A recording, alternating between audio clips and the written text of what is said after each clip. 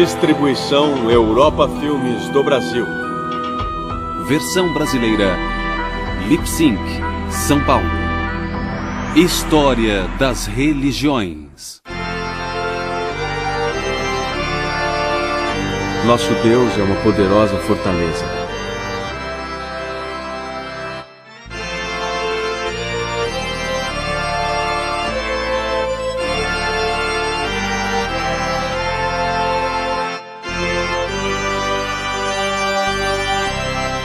Protestantismo.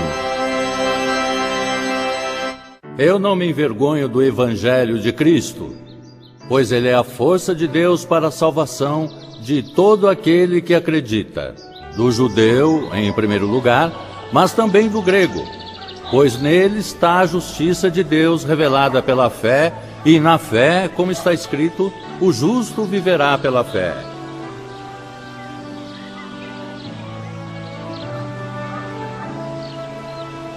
No século XVI, uma série dramática de protestos religiosos, sociais e políticos produziu uma nova e influente forma de cristianismo, que logo cresceria para rivalizar com o católico e o ortodoxo, como o terceiro grande ramo da maior religião na Europa. Mais tarde, o protestantismo se espalharia mundialmente em um dos maiores movimentos religiosos da história. O protestantismo, ou cristianismo protestante, ganhou seu nome do protesto, que foi o documento de protesto editado em 1529 por 6 príncipes alemães e representantes de 14 cidades ao sul da Alemanha. Esta aliança se rebelava contra as decisões religiosas da Assembleia Imperial de Speyer, que tentava unificar territórios do Sacro Império Romano, que seriam as terras das modernas Suíça, Áustria e Alemanha, impondo uniformidade de culto. O documento declara 2 princípios que estão no âmago da compreensão protestante do cristianismo. O mesmo par de princípios fora declarado pelo padre alemão Martinho Lutero, em seu famoso confronto tanto com a Igreja Católica Romana quanto com o Sacro Império Romano em 1521. O primeiro princípio é o de que a palavra de Deus é uma autoridade maior do que qualquer autoridade humana. O segundo princípio é o de que só a consciência justifica a oposição a certos decretos eclesiásticos. Na cidade de Worms, uma combinação de soberanos territoriais e líderes da igreja se encontraram na chamada Dieta de Worms e convocaram Lutero a se apresentar, exigindo que ele se retratasse de suas doutrinas. O confronto entre Lutero e a Igreja Católica Romana levaria ao protesto 8 anos mais tarde. O protestantismo começou como um movimento modesto para tratar de certos problemas na estrutura existente da Igreja e do Estado. Lutero apelava para a consciência contra a autoridade eclesiástica, mas, por outro lado, alertava seus seguidores mais radicais de que não se podia permitir qualquer visão teológica. Os contestadores em Speyer pediam liberdade de consciência religiosa, mas só para defender sua própria interpretação do cristianismo. 2 coisas ocupam o âmago da tradição protestante. Uma é a confiança na autoridade da Escritura. Este antigo conjunto de escritos esclarece o modo de vermos o mundo. O segundo tema no âmago e cerne do movimento protestante tem sido essa convicção de que nós somos perdoados, embora sejamos imperdoáveis. Que não precisamos merecer nossa salvação. Ela nos é dada de graça como um dom. Nós temos a liberdade de ser o que somos. A invenção da imprensa por volta de 1 século antes estava tornando cópias da Bíblia mais amplamente disponíveis. Vários cristãos passaram a decidir por si sós qual o sentido da Escritura. Apesar de não chegarem a um acordo, a primeira geração de protestantes queria que seus seguidores tivessem as mesmas convicções teológicas. Eles se concentravam no que julgavam ser os erros da Igreja. Segundo a Confissão de Genebra, concentrando-se a glória em Deus, os protestantes não sucumbiriam à glorificação de coisas humanas, que se tornara tão saliente na Igreja Católica Romana. A Reforma no Sacro Império Romano logo tinha duas facções. Uma liderada por Lutero ao norte e outra por Ulrich Zwingli ao sul. Essas duas facções protestantes só conseguiam concordar que discordavam. Um outro princípio protestante inicial foi chamado de sacerdócio universal dos fiéis. Esse princípio não significava que não deveria haver pastores, nem significava que a hierarquia social deveria ser abolida. O sacerdócio dos fiéis significava que todas as pessoas possuíam acesso imediato a Deus, que elas não precisavam da mediação de um padre. Lutero defendeu algo parecido ao proclamar que todos os cristãos batizados são sacerdotes. Assim, cada pessoa tem o direito, e mesmo a obrigação, de se preocupar com o que está certo ou errado em matéria de fé. Os leigos não deviam ser intimidados por aqueles que alegam que essa tarefa é para especialistas. Lutero tinha interesse em examinar a natureza da vida religiosa, talvez por ter sido monge. Agora, ele argumentava que qualquer trabalho honesto, feito a serviço de Deus, é considerado como vida religiosa. Ele também defendia que todas as vocações são iguais perante Deus. Mas uma outra implicação surgiu de um novo foco protestante sobre a Bíblia. A Bíblia foi traduzida para as línguas vernáculas e foi impressa e distribuída para leitura e interpretação. Os protestantes chamavam a Bíblia de fonte e autoridade da fé. E eles a viam como um livro para o povo, como o centro da devoção e do culto particular e coletivo. Mas persistia um problema. Já que os protestantes afirmavam que todos na igreja são pastores, por que haveria designações especiais? A maioria dos primeiros reformadores acreditava que se deveria escolher pastores para a realização de certas tarefas. A Bíblia não era para ser compreendida, mas sim dramatizada. Tornou-se mais importante do que nunca que leigos soubessem ler e que fossem educados nas doutrinas básicas da fé. A tarefa do pastor não era tanto a de conduzir um ritual formal, mas sim a de expor a palavra ou anunciar o evangelho. Assim, o sermão tornou-se o evento central do culto religioso. Alguns grupos, como os Quakers em meados do século XVII, eram contra os chamados pastores mercenários, que aceitavam pagamentos pelos seus serviços. Eles se queixavam que isso separava os pastores dos leigos. Após lutas, conflitos e debates nas primeiras décadas da Reforma, surgiram 4 formas distintas de protestantismo. São as expressões luterana, reformada, radical e anglicana do protestantismo. Esses movimentos apareceram primeiro na Europa, depois nos Estados Unidos e em outras partes do mundo. O primeiro dos movimentos protestantes foi o luterano. O movimento luterano começou quando o padre católico Martinho Lutero, em 1517, pregou sua lista de 95 teses na porta de sua igreja em Wittenberg, Alemanha.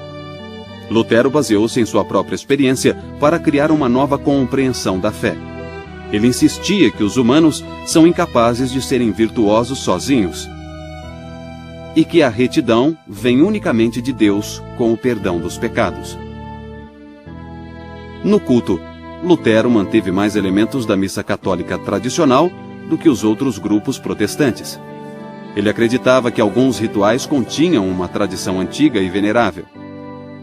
Mas a doutrina católica da transubstanciação, segundo a qual, durante a comunhão, o vinho e o pão literalmente tornam-se o corpo e o sangue de Cristo, foi substituída por Lutero pela doutrina da presença real. A doutrina revisada de Lutero diz que o vinho e o pão não são alterados metafisicamente, mas apenas que Jesus realmente se faz presente durante a comunhão. Lutero baseou sua doutrina na declaração de Jesus na última ceia, quando ele quebrou o pão e disse: "Este é o meu corpo." Lutero manteve 2 sacramentos, o do batismo e o da comunhão. Mas os outros 5 sacramentos católicos, crisma, penitência, unção dos enfermos, ordem e matrimônio, foram abandonados ou rebaixados para algo inferior a sacramentos.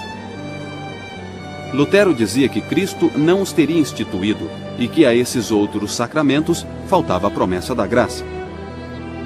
Da mesma maneira, Lutero abandonou dogmas católicos como o do purgatório, o das relíquias de santos e o do acúmulo de méritos.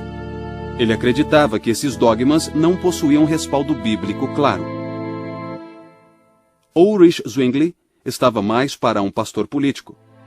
Como ardente patriota suíço, ele defendia os direitos de seu país contra as intromissões de autoridades políticas e eclesiásticas externas.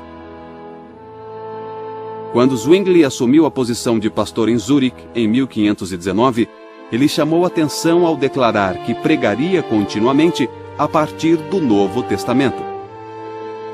Zwingli disse que basearia toda a devoção religiosa unicamente na autoridade da Escritura. Isso o levou a se opor a várias práticas católicas tradicionais, tais como o jejum, a prece aos santos, a doutrina do purgatório e a obrigação de pagar o dízimo.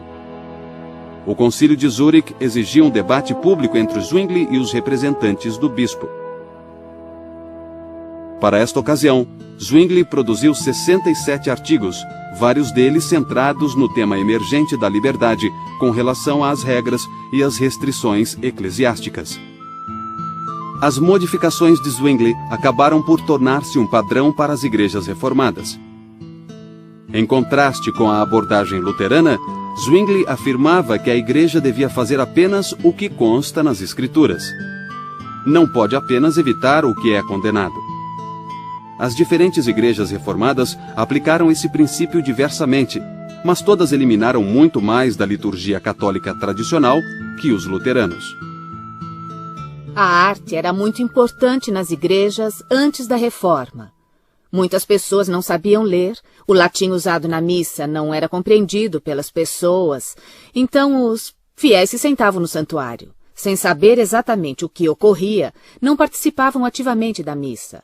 E a arte que eles podiam observar, lendo as figuras que estavam nos vitrais, nas pinturas e nas estátuas, se tornou muito importante para eles. Mas, infelizmente, para alguns aconteceu de a arte se tornar mais importante do que aquilo que era representado.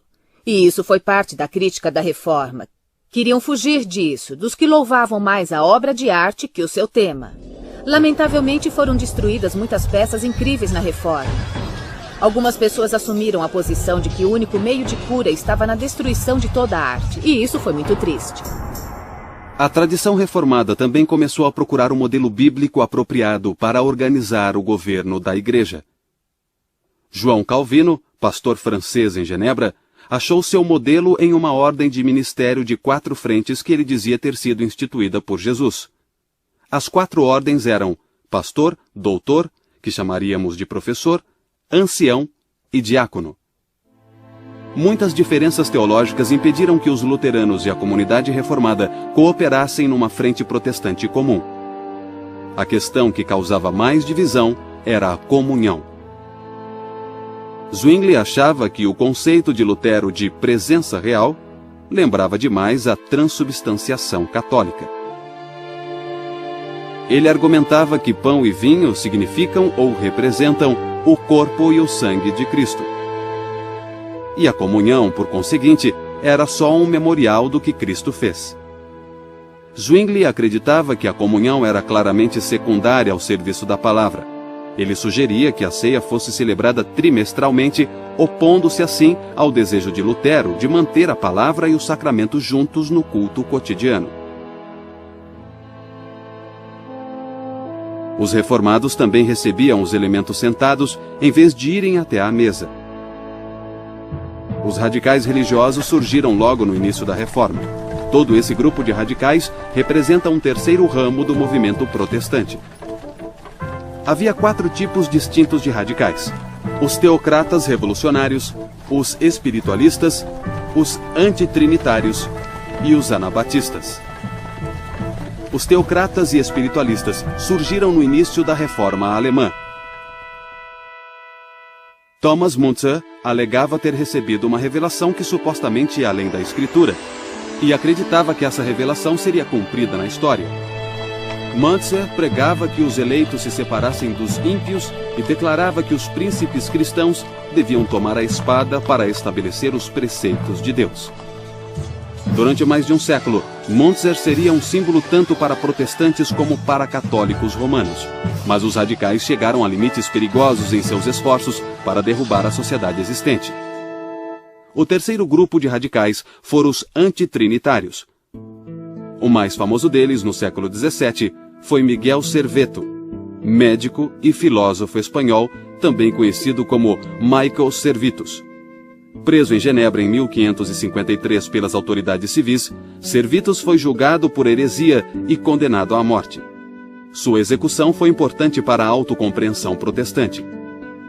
Ela gerou um debate sobre a essência da fé protestante. Sua execução também gerou uma defesa da liberdade religiosa que se tornaria crucial para os protestantes que viriam. João Calvino participou na condenação de Servetus a ser queimado na estaca. E para ele, a execução foi um triunfo da verdade sobre a heresia. O termo anabatista ainda é às vezes usado para identificar vários desses grupos radicais. Mas o termo se aplica de modo mais apropriado a um grupo menor, cujos membros buscavam restaurar o estilo de vida apostólico que existia entre as primeiras comunidades cristãs.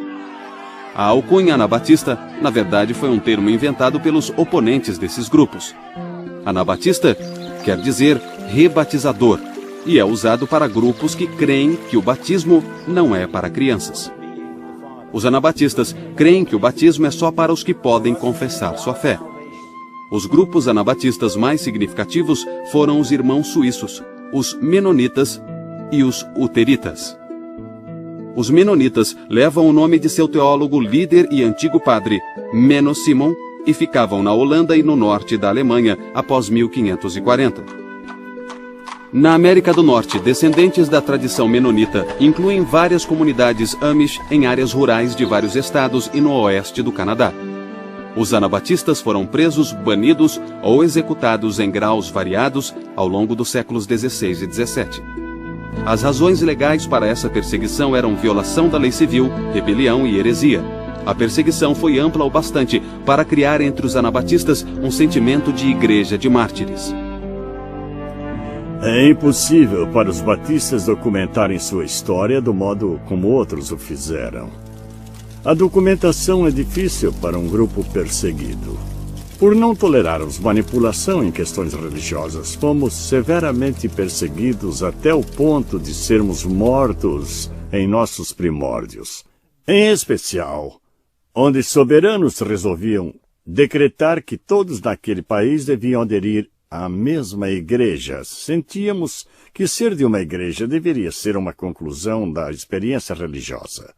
Cada um precisa ter uma experiência pessoal com o Senhor.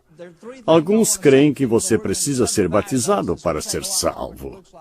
Os batistas nunca defenderam isso. Eles acreditam que você é salvo pela graça através da fé. Se batizamos por imersão, é porque isso é uma representação do que aconteceu com Cristo. Ele foi morto, foi enterrado e ressuscitou. O batismo vem depois da conversão e não como parte dela. Assim é retratado o que acontece ao indivíduo em sua confiança em Cristo. Ele é enterrado para sua antiga vida de pecados e ressuscita uma nova vida em Cristo Jesus. Por mais de 1000 anos, a Inglaterra foi católica. No ano de 1509, Henrique VIII subiu ao trono. Ele desposou Catarina de Aragão, mas ela e Henrique não conseguiram gerar um herdeiro homem. Em 1527, Henrique decidiu que o casamento deveria ser desfeito. Mas o Papa se recusou a conceder uma anulação. O parlamento inglês aprovou o ato de supremacia em 1534, que declarava o rei Henrique VIII como a autoridade suprema da Igreja da Inglaterra. Alguns viram tal lei como o início do protestantismo na Inglaterra. Outros viram a Igreja Anglicana como continuação da Igreja Católica. Mas desde então, como Igreja Inglesa, com uma autoridade local, o rei. O intuito da Igreja da Inglaterra no século XVI era ser uma igreja verdadeiramente nacional. Era para ser a Igreja na Inglaterra, não uma denominação à parte, necessariamente a Igreja de todas as pessoas. De certo modo, foi o desenvolvimento natural do que acontecia na Europa daquela época. Os Estados-nação estavam em formação, estavam descontentes com o poder internacional com o papado. Do século XIV em diante, na França, Itália, Alemanha, Espanha, todos os países diziam: queremos continuar católicos romanos na teologia, mas queremos o controle de nossa própria igreja. De certo modo, era tudo o que Henrique VIII queria. Para aqueles que a viam como continuação da Igreja Católica, a Igreja da Inglaterra agora se tornara um meio-termo entre o protestantismo e o catolicismo romano. O protestante Thomas Cranmer ajudou a resolver o problema marital de Henrique VIII ao propor que a questão fosse colocada não ao Papa, mas sim aos teólogos das universidades. O primeiro livro de liturgia comum, escrito em 1549 e revisado em 1552, fora em grande parte obra do protestante Thomas Cranmer. Este é o livro de 1549, o primeiro livro de liturgia comum de Cranmer. Sua importância foi que ele se inspirou muito na beleza da liturgia católica da Idade Média, mas traduzindo-a para o vernáculo para ser acessível a todo o povo. O anglicanismo sempre considerou que, apesar da importância do clero e da importância dos bispos, o verdadeiro povo de Deus são os leigos, são todos os batizados, que agora participavam totalmente do culto graças ao trabalho de Cranmer. Em 1533, Cranmer tornou-se arcebispo de Canterbury. Em 1553, o catolicismo foi restaurado na Inglaterra, quando Maria, a filha católica de Catarina, tornou-se rainha. Cranmer foi queimado na estaca junto com algumas centenas de outros hereges protestantes. Outros protestantes fugiram para a Europa continental para cidades protestantes, como Estrasburgo, Frankfurt e Genebra. Quando Maria morreu em 1558, Isabel subiu ao trono. Ela era filha de Ana Bolena, segunda esposa de Henrique VIII, e como rainha, foi virtualmente impelida por tal descendência a ficar do lado dos protestantes. A Inglaterra voltava ao protestantismo e os exilados podiam voltar para ajudar a protestantizar a igreja inglesa. Entre aqueles que divergiam do padrão anglicano estava um grupo chamado de puritanos. Eles surgiram em parte de uma disputa sobre o governo da igreja. Uma das primeiras discórdias envolvia a continuação do uso de vestes ou itens usados pelos pastores nas cerimônias do culto. Um dos símbolos inconfundíveis do bispo é o báculo. O bispo é o pastor, líder do povo, e pastor significa que comanda o rebanho.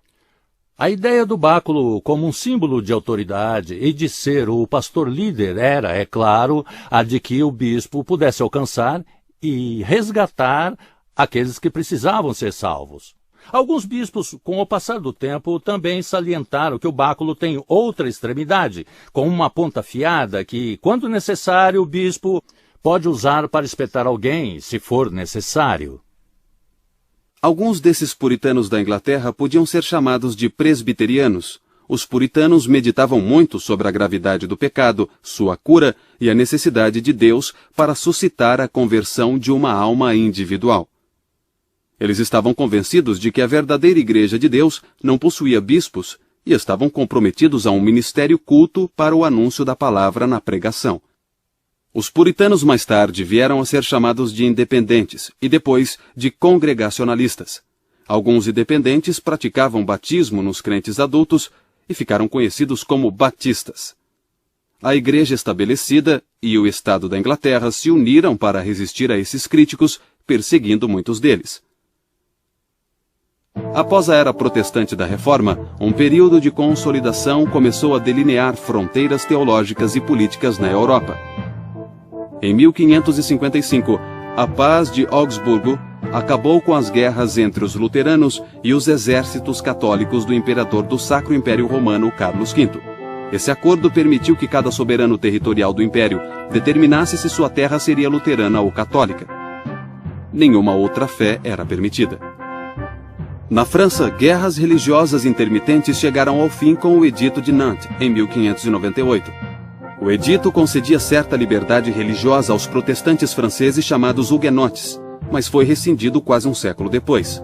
Os huguenotes foram forçados a fugir para as montanhas francesas ou emigrar. No início do século XVII, Jaime VI da Escócia tornou-se o rei Jaime I da Inglaterra e fez uma reunião para resolver disputas entre bispos anglicanos e os reformadores. Embora sem conseguir resolver questões envolvendo o governo da igreja e o culto, chegou-se a uma tradução oficial em inglês da Bíblia para ser usada em todas as igrejas britânicas. A chamada versão autorizada da Bíblia, mais conhecida como Versão do Rei Jaime, surgiu em 1611.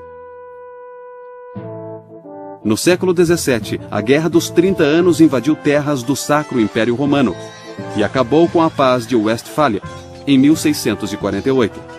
O Império agora reconhecia as igrejas reformadas, além de católicos e luteranos. As guerras civis inglesas na década de 1640 deram liberdade por alguns anos para os presbiterianos, dissidentes independentes e quakers. Fundados por George Fox na década de 1640 e conhecidos como membros da Sociedade de Amigos, eles mantinham várias convicções consideradas extremamente radicais pelo resto da sociedade. Os quakers afirmavam que práticas protestantes tradicionais, tais como o culto, o batismo e a comunhão, eram exteriores e deviam ser rejeitadas. Não permitiam nenhuma ordem especial de pastores. Assim, as mulheres vieram a exercer maior liderança entre os quakers do que em outras expressões protestantes. Eles acreditavam em revelação imediata, por obra do Espírito na vida dos crentes, e consideravam a revelação bíblica uma fonte claramente secundária.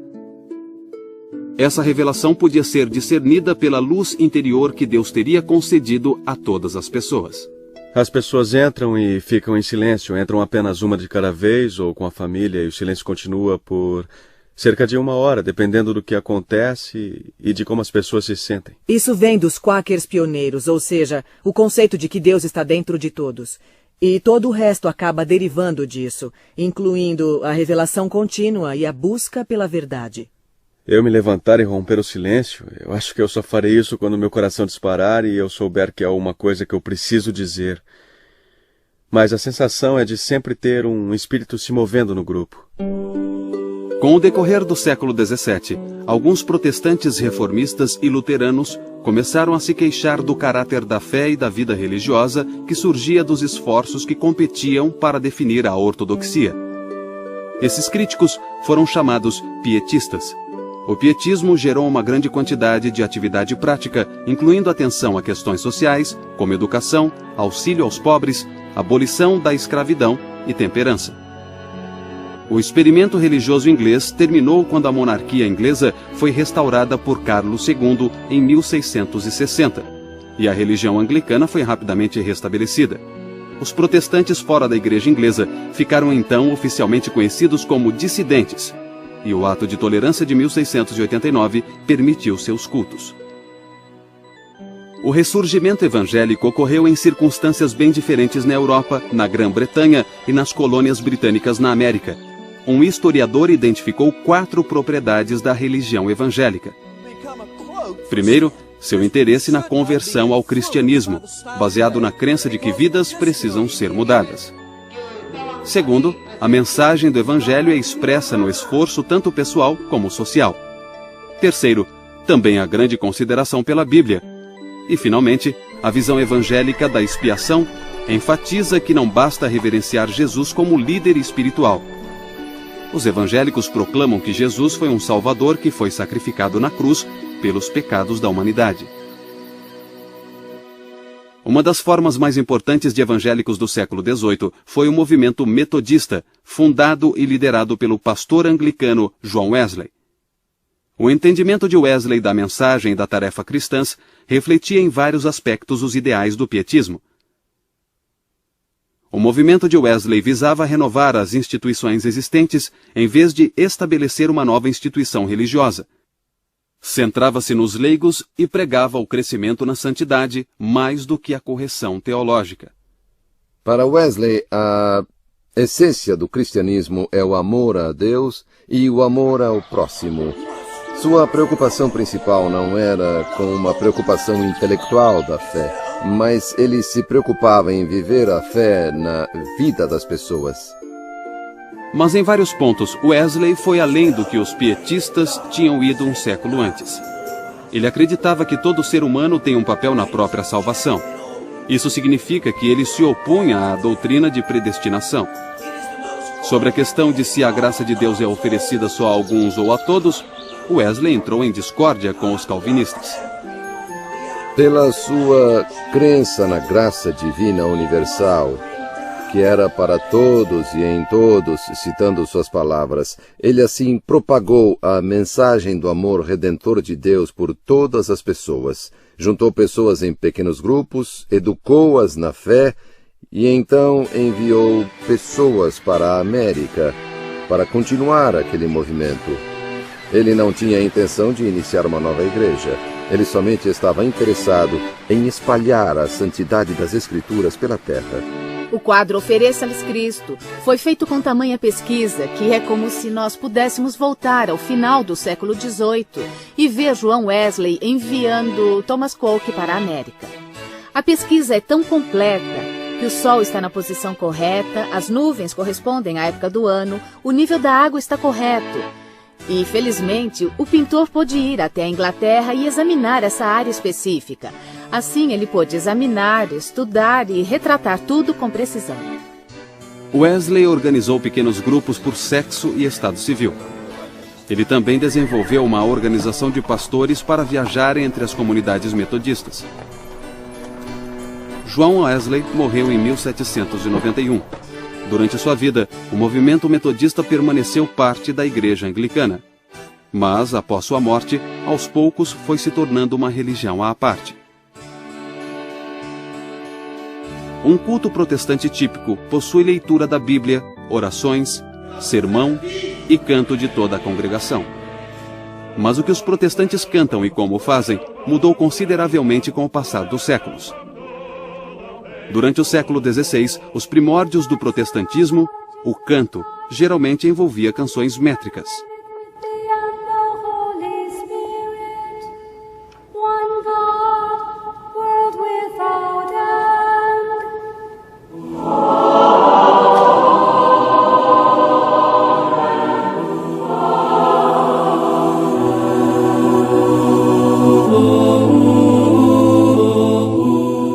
Os protestantes só aceitavam orações contendo as próprias palavras de Deus. Assim, diziam que o saltério era o inário cristão por excelência.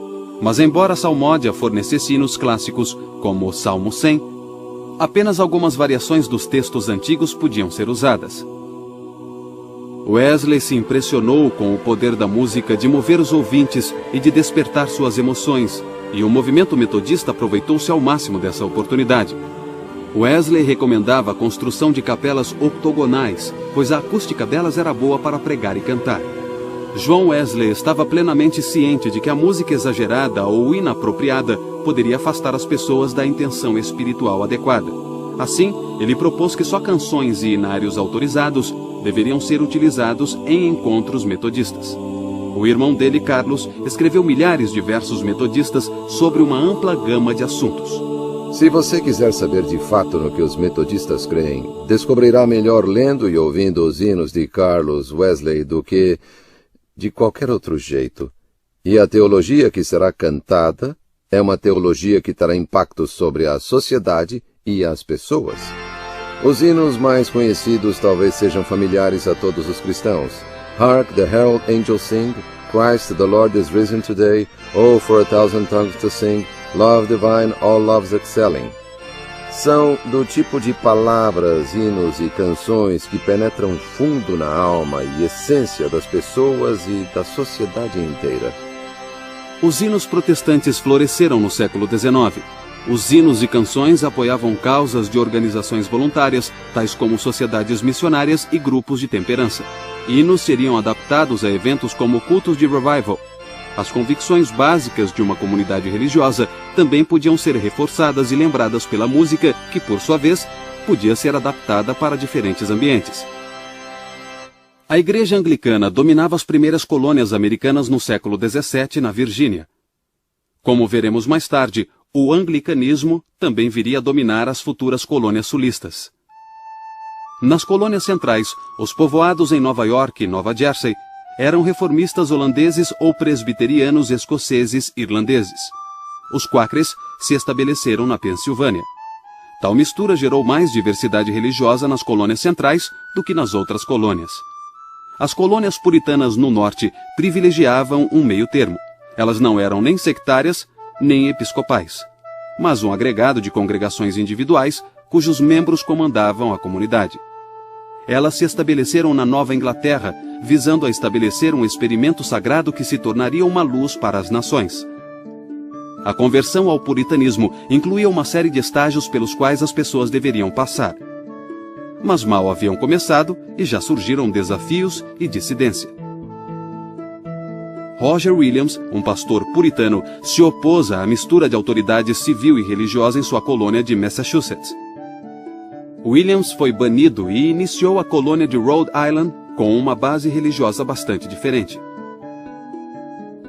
Anne Hutchinson acusou pastores de tornarem as obras humanas parte do processo de conversão.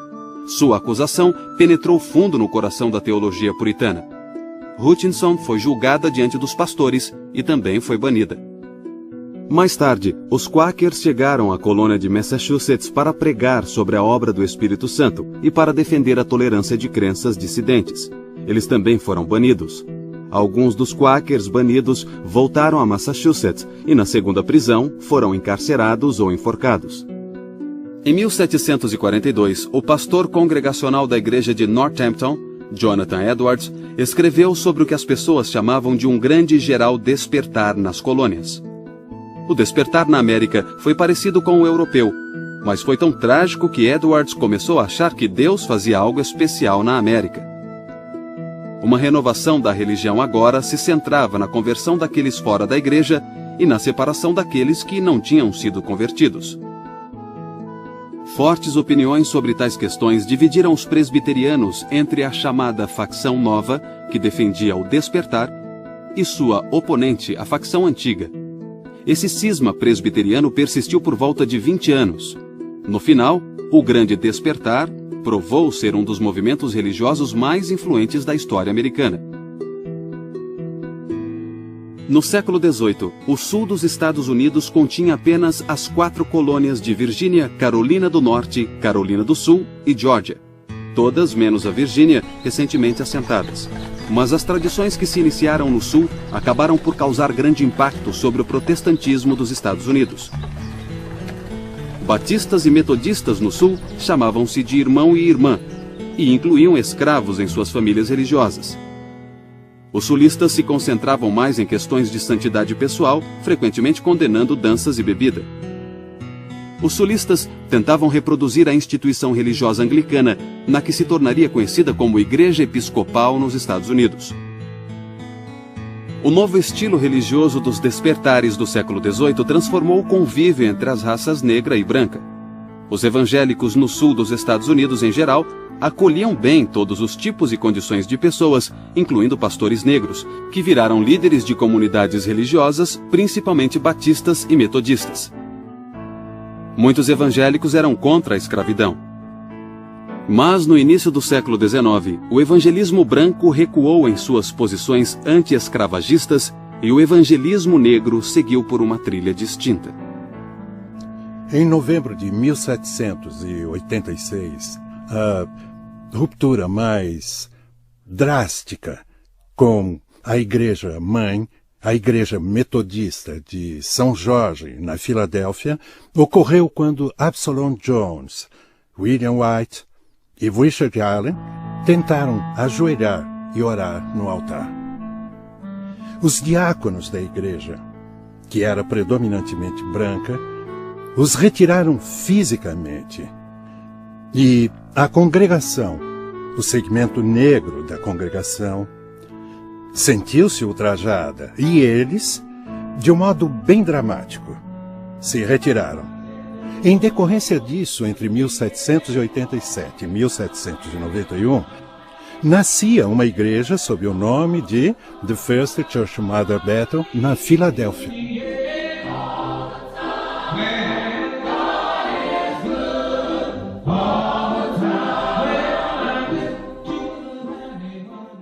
O novo estilo religioso do século XIX era cada vez mais baseado em valores democráticos, algo que metodistas e batistas possuíam em abundância. Em seus pastores, eles queriam entusiasmo mais que educação e encorajavam ativamente a participação dos leigos em todos os aspectos da obra, incluindo a pregação.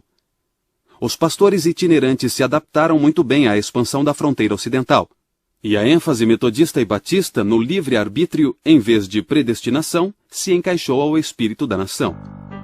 Tal panorama se tornou a base para uma nova onda de revivals no primeiro terço do século XIX.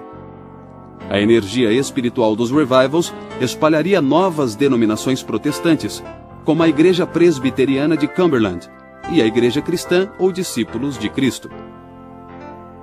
O fenômeno que estava tomando o Kentucky naquela época foi o segundo grande despertar, em especial o grande revival em Ken Ridge, em agosto de 1801, e acabou por ser o mais climático e grandioso de todos os revivals. Havia pessoas de todas e de nenhuma convicção religiosa. Mas um fenômeno surgiu que ainda nos causa espanto hoje, como causava naquela época. As pessoas se surpreendiam fazendo exercícios espirituais. Algumas rolavam no chão, algumas latiam como cães, outras tinham grandes surtos de gargalhadas. É um mistério, mas quem pode explicar tudo que se relaciona com o espírito? Porém, existe um acordo que é o poder desse momento de transcender as divisões entre as denominações. Presbiterianos ouvem metodistas, metodistas ouvem batistas.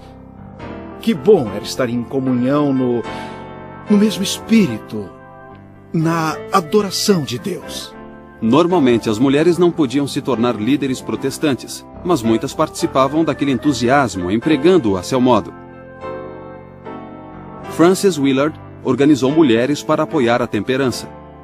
Algumas mulheres, como Jarina Lee, reivindicavam o direito de pregar. A chamada Era Moderna tem sido caracterizada com termos sugestivos tais como liberal e democrática. Foi a época do desenvolvimento de impérios industriais e complexos urbanos. A modernidade também foi caracterizada por ideias que incluem o capitalismo, o nacionalismo, o colonialismo e o darwinismo. Para os protestantes, a Era Moderna foi cheia de oportunidades e ansiedade. Os protestantes liberais acreditavam que a fé religiosa é consistente com a crítica acadêmica e que se pode descartar muito das velhas tradições a fim de preservar a essência da mensagem cristã. Para os liberais, a pior coisa que os cristãos podiam fazer seria tentar proteger ou isolar a Bíblia de seus críticos. Assim, para os protestantes liberais, a Bíblia é um livro humano e histórico, assim como a religião é um fenômeno humano. O século XIX também testemunhou um ressurgimento conservador entre os protestantes, e não apenas entre devotos antiquados do tipo que interpretam literalmente os relatos da criação no Gênesis. Os liberais alegavam que o homem tem a capacidade de conhecer o desejo de Deus. Os conservadores argumentavam o contrário, que Deus só é conhecido por meio da revelação bíblica. Os textos bíblicos mencionam o chamado fim dos tempos, e espera-se que Jesus Cristo volte em glória. Os pré-milenaristas acreditavam que nos aproximávamos desse milênio. Eles rejeitavam a esperança liberal nas possibilidades humanas na Terra. Eles alegavam que a volta de Cristo seria um cataclisma carregando os crentes para fora do mundo para estar com Deus. E eu vi o céu aberto.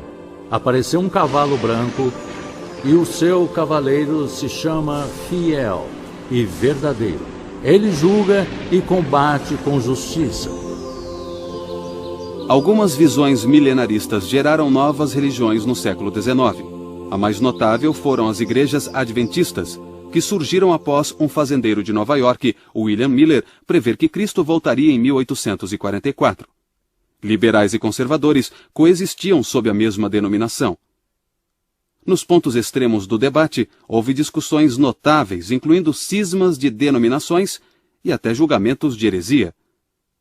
Mas tais conflitos não geraram grandes reajustes institucionais. No século XX, o movimento ecumênico também remodelou o juízo cristão sobre outras religiões. A postura antiga de rejeitar e condenar religiões não cristãs foi questionada. A mensagem evangélica tradicional de simplicidade e clareza, centrada na confiabilidade na Bíblia e na salvação em Jesus Cristo, atraiu muitos seguidores na metade final do século XX. Da mesma forma que os protestantes conservadores apoiaram causas politicamente conservadoras, os protestantes liberais também atuaram ativamente a favor de causas politicamente liberais. Questões como homossexualismo, aborto, política externa e ambientalismo tornaram-se polêmicas religiosas. Elas invocam poderosos ideais e compromissos religiosos quando cristãos se deparam com questões que inflamam a vida política moderna. Protestante é um termo amplo e flexível. Se indagados, poucos membros de igrejas protestantes se identificariam primeiro como protestantes. Uma provável primeira descrição seria cristão ou o nome de uma denominação específica, ou adjetivos definidores como evangélico ou pentecostal. Vários protestantes têm diferentes visões da natureza da igreja, do ministério, do culto e da autoridade religiosa. Eles celebram o batismo e a comunhão de modos diferentes e associam diferentes significados a esses dois sacramentos.